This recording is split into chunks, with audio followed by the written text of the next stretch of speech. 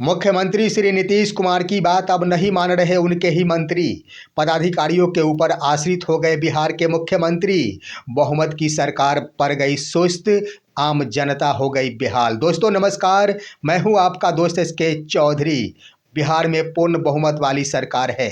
202 सीटों के साथ पूर्ण बहुमत वाली सरकार आखिर सुस्त पड़ गई है, जिसका परिणाम आ रहा है कि बिहार की आम जनता बेहाल हो चुकी है। दरअसल दोस्तों, आम जनता तो बेहाल है ही, लेकिन मुख्यमंत्री श्री नीतीश कुमार के मंत्री अब उनकी बातों को नहीं सुन रहे, जिसका नतीजा है कि मुख्यमंत्री अब बिहार के विभिन्न विभागों के पदाधिकारियों के ऊपर ही पूर्ण रूपेण आश्रित हो गए हैं। आखिर यह सिलसिला क्यों शुरू हो गया, आखिर यह क्या दर्शाता है, आइए आज के इस वीडियो में हम बातें करते हैं। लेकिन इससे पहले दोस्तों, अगर आपने अभी तक हमारे इस चैनल शौर्या हिंद न्यूज़ को सब्सक्राइब नहीं किए होंगे तो कृपया अभी सब्सक्राइब कर लेंगे। दोस्तों, पूर्ण बहुमत वाली बिहार की एनडीए सरकार सुस्त पड़ गई है और सुस्ती पड़ते ही बिहार की आम जनता बेहाल हो गई। आम जनता तो बेहाल हो गई, लेकिन मुख्यमंत्री की बात अब उनके ही करीबी मंत्री भी मानने से इनकार कर दिए हैं। और दोस्तों, जिसका परिणाम है कि मुख्यमंत्री पदाधिकारियों के ऊपर निर्भर हो गए। जब पदाधिकारी के ऊपर ही मुख्यमंत्री पूर्ण रूपेण निर्भर हो जाए तो जरा सोचा जा सकता है कि आम जनता आखिर किस कदर अपनी समस्याओं की समाधान करवा पाएंगे। मामला जुड़ा हुआ है जनता दरबार से। दोस्तों, जनता दरबार का आयोजन माननीय मुख्यमंत्री श्री नीतीश कुमार के द्वारा हर सोमवार को किया जाता था। मुख्यमंत्री अपनी कानों से आम जनता की शिकायतों को सुनते थे और उसका निदान निकालते थे।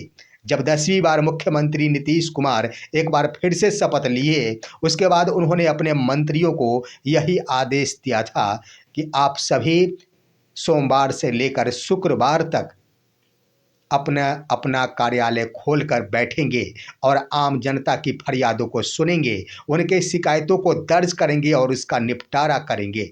लेकिन उनकी बात एक भी मंत्री नहीं माने। दरअसल दोस्तों, वो जदयू कार्यालय पटना का वो दफ्तर आज भी सुनसान की स्थिति में है। आप देख रहे होंगे उन तस्वीरों में। और इतना ही नहीं, जिस कक्ष में मुख्यमंत्री श्री नीतीश कुमार के स्तर से यह दरबार या फिर मंत्रियों के स्तर से जनता दरबार लगाया जाता था, उसमें ताला लटका पड़ा है। लेकिन नई सरकार बन जाने के बाद लिस्ट जो पुरानी थी, पुराना जो शेड्यूल जारी किया गया था, पुराने शेड्यूल के अंतर्गत जो भी मंत्री सोमवार से लेकर शुक्रवार तक जनता दरबार का आयोजन किया करते थे, वही सूची टंगी हुई है। सरकार बदल गई लेकिन व्यवस्था पुरानी रह गई। आखिर यह क्या दर्शाता है? यानी सुस्ती वाली सरकार, पूर्ण बहुमत वाली सरकार। दरअसल दोस्तों, पहले देखेंगे जब 2020 में मुख्यमंत्री श्री नीतीश कुमार एक बार फिर से मुख्यमंत्री बने थे, तब उन्होंने यही निर्णय लिया था कि आम जनता की शिकायतों का निपटारा हेतु जनता दरबार का आयोजन करेंगे। सोमवार को मुख्यमंत्री खुद ही बैठा करते थे। उसके बाद मंगलवार को उनके करीबी मंत्री विजय कुमार चौधरी बैठते थे, लैसी सिंह बैठती थी, उसके बाद जमा खान बैठा करते थे, बुधवार को श्रवण कुमार बैठा करते थे, शिक्षा मंत्री सुनील कुमार बैठा करते थे, गुरुवार को मदन सहनी बैठा करते थे, उसके बाद अन्य भी मंत्री बैठा करते थे, शुक्रवार को अशोक चौधरी बैठा करते थे। तो इस तरह से दोस्तों, तमाम मंत्रियों की ओर से आम जनता की शिकायतों के निपटारा हेतु जनता दरबार का आयोजन लगाया जाता था। वो लिस्ट आप देख रहे होंगे। उस लिस्ट को आप देखिए, यह जून 2024 से प्रभावित हुआ था और हर सप्ताह हर दिन जनता दरबार का आयोजन किया जाता था। लेकिन इस बार आखिर सरकार बदल गई, बहुमत वाली सरकार बन गई, तो आम जनता की शिकायतें समाप्त हो गई क्या? सवाल तो बड़ा बनता है कि क्या बहुमत की सरकार बन जाने से आम जनता की समस्याओं का समाधान हो गया? क्या अब आम जनता के बीच एक भी समस्याएं नहीं रही? आखिर क्यों नहीं बात माने? इसका मुख्य कारण है दोस्तों सुस्त पड़ जाना। क्योंकि शायद मालूम है मुख्यमंत्री नीतीश कुमार के मंत्रियों को कि कुछ करे या फिर ना करे, पूर्ण बहुमत तो मिल ही जाती है। तो आखिर क्यों जनता दरबार का आयोजन किया जा सके? दोस्तों यही कारण है कि आज वीरान पड़ा है वो कार्यालय जहां हर सप्ताह हर दिन आम जनता की शिकायतों का निपटारा होता था। लेकिन अब जरा देख लीजिए कि वही करीबी मंत्री उनकी बातों को मानने से इनकार कर दिए। आखिर क्यों नहीं सूची तैयार की गई? नई सूची क्यों नहीं टांगी गई?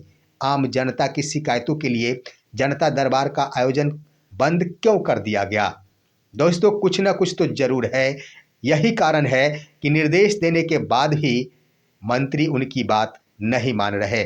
और इसका जीता जागता उदाहरण देखिए दोस्तों, जब उनके मंत्री नीतीश कुमार के मंत्री उनकी बातों को मानने से इनकार कर दिए, उसके बाद मुख्यमंत्री श्री नीतीश कुमार पदाधिकारियों के ऊपर पूर्ण रूप से आश्रित हो गए हैं। बीते कल उन्होंने एक्स हैंडल के माध्यम से एक पोस्ट किया। वो पोस्ट भी आपके स्क्रीन पर होगा दोस्तों। क्या है पोस्ट में? दरअसल मुख्यमंत्री को मालूम हो गया कि हमारी बातों को मानने से इनकार कर रहे हैं हमारे ही मंत्री, इसलिए वो अब जनता दरबार के आयोजन संबंधी यह दायित्व सौंप दिया है सभी विभागों के पदाधिकारियों के ऊपर। मुख्यमंत्री श्री नीतीश कुमार के द्वारा जो पोस्ट किया गया उसमें स्पष्ट रूप से लिख दिया गया है कि सोमवार से लेकर शुक्रवार तक बिहार के सभी कार्यालय खुले तो रहते ही है, लेकिन जनता दरबार का और जनता की शिकायतों का निपटारा नहीं होता। आम जनता भटकती रहती है, जिसके कारण उन्होंने कहा है कि सोमवार और शुक्रवार को प्रत्येक कार्यालय में जनता की समस्याओं का समाधान किया जा सकेगा, यानी जनता दरबार का आयोजन किया जाएगा। दोस्तों यहाँ पर स्पष्ट कर दिया गया है कि पंचायत से लेकर प्रखंड और प्रखंड से लेकर राज्य मुख्यालय तक के जो भी कार्यालय होंगे उस कार्यालय में सोमवार को और शुक्रवार को आम जनता की शिकायतों की सुनी जाएगी। साथ ही साथ पदाधिकारियों को निर्देश दिया गया है कि उनके जो शिकायतें हैं उसे पंजी पर संधारित करेंगे। उसके बाद लिख दिया गया है कि अगर समस्या है तो उसका रास्ता बताएंगे। आम जनता आती है तो उनके लिए बैठने की व्यवस्था करेंगे, उनके लिए पेयजल की व्यवस्था, शौचालय की व्यवस्था करेंगे, सम्मान पूर्वक उनको बिठाया जाएगा। लेकिन सवाल है कि क्या सम्मान पूर्वक बैठ जाने से उनके समस्याओं का समाधान हो जाएगा? पदाधिकारी आखिर क्या रास्ता दिखाएंगे, यह तो बिहार की आम जनता जानती है। पदाधिकारी क्या आम जनता की समस्याओं का समाधान कब करेगी, यह तो हर किसी को वाकिफ है इन मुद्दों से। हर किसी को पता है कि पदाधिकारी कितने हद तक समस्याओं का समाधान करते। जो पदाधिकारियों के बारे में आम जनता की सोच है वो यही है कि जब कोई भी मसला होता है तो पदाधिकारी आम जनता की समस्याओं को और भी उलझा कर रख देते हैं।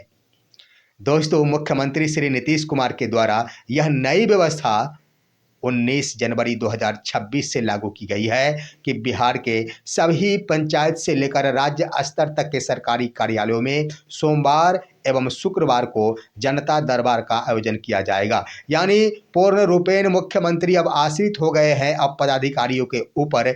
आखिर पदाधिकारी क्या समाधान करेंगे समस्याओं का, वह तो वक्त बताएगा। लेकिन दोस्तों इतना जरूर है कि मुख्यमंत्री के द्वारा यह फैसला लिया गया है कि पदाधिकारी ही आमजनों की समस्याओं को सुनेंगे। इसका मुख्य कारण ये है कि उनके ही मंत्री उनकी बातों को मानने से इनकार कर दिया, जिसके कारण उन्होंने ये फैसला किया है और अपनी प्रतिष्ठा बचाने के लिए एक कदम उठाई है। इस पर आप क्या कहेंगे?